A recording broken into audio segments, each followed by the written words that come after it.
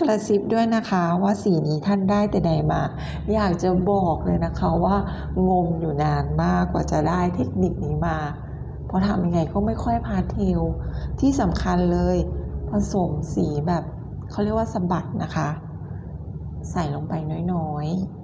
ๆแล้วก็เลือกสีที่แบบละมุนนิดนึงเช่น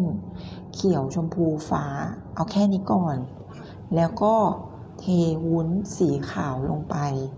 การทำเทคนิคนี้สำคัญเลยวุ้นกะทิของเราต้องสีขาวไม่ออกสีเหลือง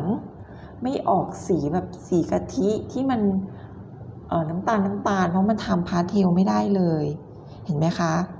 ออกมาสวยงามมากๆลองไปทำกันดูนะคะไม่ยากเลยค่ะจะใช้แม่พิมพ์ดอกไหนทำออกมาก็สวยเนาะดูดิละมุนดีต่อใจชอบมาก